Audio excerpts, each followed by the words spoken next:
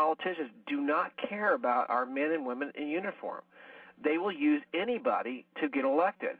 And what we need to do is identify these people that will lie, cheat, and steal to get elected. And we have to look at our own agendas and say, look, my agenda is not that important that I'm going to destroy my nation.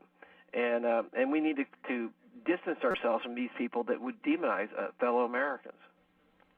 By demonizing the Tea Party, they are avoiding discussing the real issues. If they just say, well, we think you're violent, and we think you're all Timothy McVeigh wannabes, and we think you're Nazis, and we think you're racist, and they're trying to put us on the defensive, saying, no, we're not. We know we're not, and I think just about everybody out there knows we're not also, that we are patriots at heart, that not one person in the Tea Party has ever advocated violence, unlike some on the left who have bitten off fingers and what have you. But no, it's just, let's get back to our fundamentals, and let's do it peaceably, and let's put a bridle on a runaway government. All right. So the next question I have is, if the Constitution is at risk of being destroyed, are you going to fight for the Constitution? Oh, absolutely. I mean, I was sworn oath to defend the Constitution against enemies, foreign and domestic. And so a lot of people have criticized the Tea Parties for not being around during Bush years, but I was in the military. I can't, I can't stand out against my government as a military. And that's what a lot of people don't understand. If you're in service to our nation as a man or woman in uniform, you don't have a right to voice your problems with government. You have to obey the authorities of those appointed above you. And so whether I agree with my leaders or not, they are in charge. Other than them breaking the law, I have no form of agreements against that person. I mean, I can't go against them. I have to respect them and honor their authority. And so I don't have the same freedom as a man and a woman in uniform as the general populace. But we have to stand and defend the Constitution, and when government has exceeded its authority, the reality of the Constitution is meant to constrain government. The sovereign, which is the individual citizens, are powers endued from on high. I mean, God grants us that power. And so therefore, we give limited power to our local and state and federal government, even less to the federal government. However, the federal government has, because of the consolidation effect, feel that they have more power than they actually have. And we have to defend the Constitution to prevent them encroaching on our freedoms. And one of the ways that they... Yeah, do you have another question going? You have good questions, by the way. All right, thank you. The next question is, so in other words, you support the Oath Keepers? Oh, absolutely. Yeah. I've talked to Stuart Rhodes.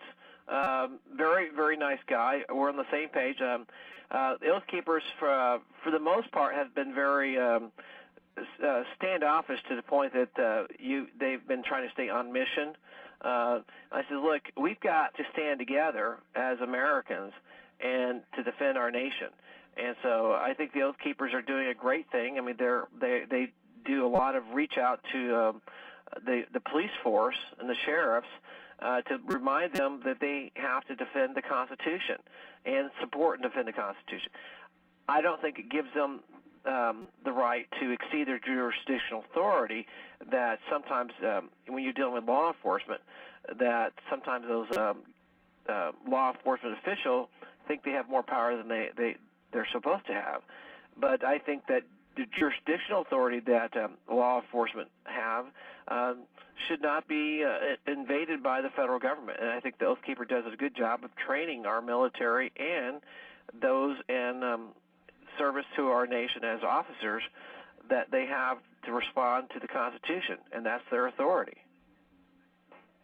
And you might recall that Janet Napolitano, who is the Homeland Security person in charge, did say that returning military and ex-military should be put on a terrorist watch list because who knows what evil thoughts they might be harboring. These are people that have just gone out and served their country at risk of life and limb.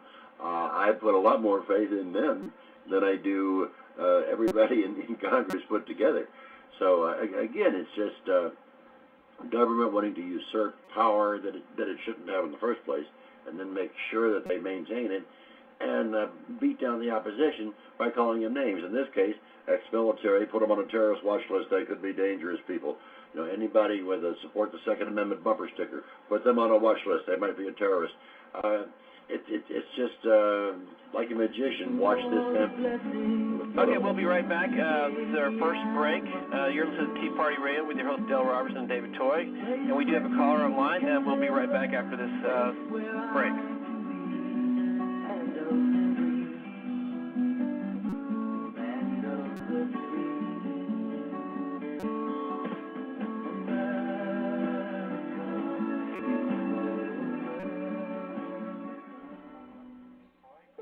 Dad? Hey, buddy. How come we have a bunch of emergency food stashed in the basement? Well, it's down there because there are things going on in the world that concern me that I think could potentially interrupt our food supply. And if that happens, I don't want us to starve. You mean we could, go to the grocery and there wouldn't be anything in there? Oh, yeah. Wow. A lot of ways that could happen. And if it does, a bunch of people are going to starve. And it's my job to make sure that you don't. Thanks, Dad. And I don't want to starve either. And that's why we got food from the freeze-dry guy. It's the best long-term storage food you can get. And if it comes to that, we'll be ready. Dad? Yeah? Some people say you're kind of a crackpot, but you make a lot of sense. Well, thanks, I think. Get your supply of the best long-term storage food available. Call 866-404-3663 or go to freezedryguide.com. This is The Micro Effect. The Micro Effect. www.themicroeffect.com. When you build your own firearm, you build confidence. KT Ordnance offers the best ATF-approved 80% kits that can be made into firearms. And when you build your own firearm, you know it inside and out. You know how it fires. You take pride in ownership. Head to KTOrdnance.com for a great father-son or father-daughter firearm build, like the 45 caliber KT-1911, or choose the 50 caliber KT-P50 that fires a 275 grain bullet for pure stopping power. KT Ordnance's kits are fully legal, ATF-approved, 80% firearm kits with no serial numbers, no background check, and no government 4473 forms to fill out. Go to KTOrdnance.com and get yours today. That's KTOrdnance.com. KTOrdnance.com. Building your own firearm is fun, and you acquire useful skills. Especially in times like these. Remember, when you build your own firearm, you know it inside and out. KT Ordnance also accepts gold and silver payments. Visit KTOrdnance.com today. Looking for the blessing you gave me at my birth. Place where dreams can live, place where I can be. Land of the free, land of the free. America. Welcome back, listeners, to Tea Party Radio. This is your host, Dale Robertson and David Toy. You can give us a call at 646-200-4032 if you'd like to get on the air. So, caller, who's calling? I didn't get your name before. Our caller? Oh, you mean me? Yes. Oh, okay. I still like to try to get the rest of the interview done, and then once it's on a podcast, I'm going to put it on my site. Okay, and what's your name? Brian Hill of USWGO. Okay, great. Go ahead. Anyways, to continue with the questions, the next one is, what is your opinion on, if Obama is an illegal alien, would you obey orders from him? Well, you have to say those who are appointed over you. If he's not a legal citizen, then the question of whether he's a legal president needs to be resolved. I personally think that there's